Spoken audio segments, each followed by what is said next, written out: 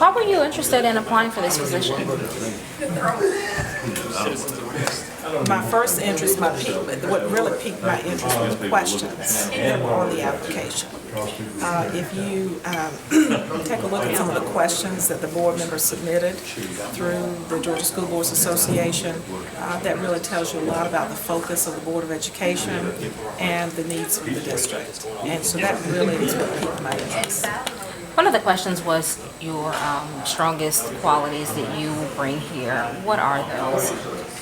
I've been an instructional leader in the past. I have proven that I know how to improve student achievement in each area that I've worked in, and there's a need for that in a lot of instances here. I've also have proven work with high-achieving schools, areas that is perceived to be high-achieving, but there's other work to do as well. So I think I have captured experiences in all areas. I've also been an elementary, middle, and high school principal, so I think I bring a kinship to the principalship, which is where the work occurs, is at that schoolhouse. If hired, what is the first thing you're going to do for Richmond County schools?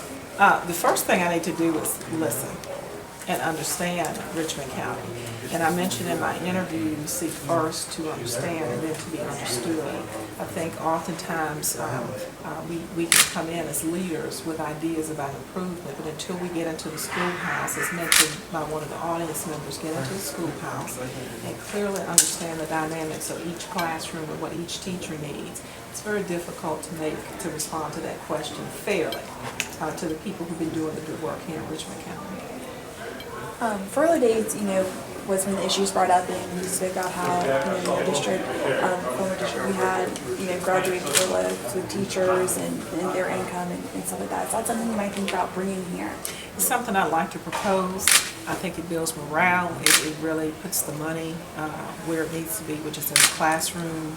And everyone knows that there are teachers, they work very hard. If you drive by most schools, you'll see teachers there at 6 and 7 o'clock at night working on behalf of our children. And so certainly we need to recognize that. Speaking of money, one of the questions I had was, you're going to be handling more money here, going from, I think, about a $7 million budget to $200 million. Absolutely. How are you prepared to handle that? We have a very capable comptroller, and I think it's about the process of managing budgets, not so much the quantity as it is the process, understanding each division and how expenditures are made, and watching those controls, keeping those controls in place. And as I mentioned, the threat to the budget, we can all build a very good balanced budget, but the threat is really once we begin to execute the budget. And so certainly with my background, I understand human resources, I understand the threats there, I understand that your adjustments and those kinds of things and how it can impact funding is the process that we have to implement and monitor.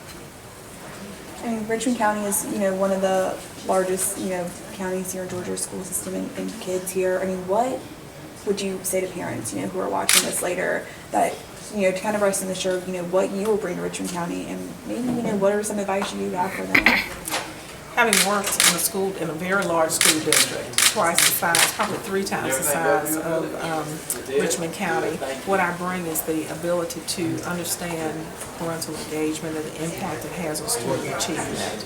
I work again with schools that have just really high levels of parent engagement, and some schools don't have very much parent engagement.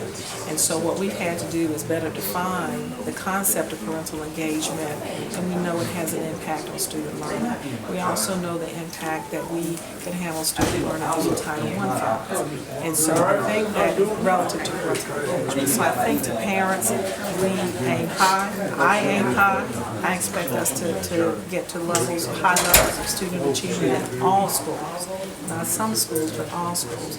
But I need that. I want parents at the table, and I intend to put some things in place. If hired, that's still that if hired, I would like to put some things in place to ensure that our parents feel good about being in schools. You thought it was important to mention at the end, just kind of clear up some of the background issues that took place in the last district. Can you just go over that and sort of give us the bookend to, that situation when it came to a student who was supposed to graduate that didn't have the credits to do so? There was a student that was supposed to graduate, and we, as I would, as any high school principal, work on behalf of that student. Unfortunately, due to some of the things surrounding the family, it was taken out of context. It was thoroughly investigated. The response from the media was not posted in the archives. The reporter graciously sent us that response, and I pretty much would not be here today if there was any truth to it. You were talking about parental engagement earlier, and I know that it's something that's strongly encouraged in Richmond County. And I know that a lot of parents and teachers came today and were locked out from the meeting that was not overflowed. Would you do anything about that? I mean, these meetings are supposed to be public. Would you be doing about anything like that to change it so people aren't feeling discouraged when they take time out of their day to come to these meetings? Well, it was very important for me to shake everyone's hand. It was very important for me to engage everyone who was here. I understand the process, in the interview process, and we need to respect the process. We did start on time, so what I would say is that I committed to the ones who were not here, that I would, if hired, if selected, that I would engage them, and I did hear their concerns. I certainly would be able to engage them and would go out to their communities and meet with them further. And they felt good about that. They felt good about that. Folks, that's it for right now. Dr.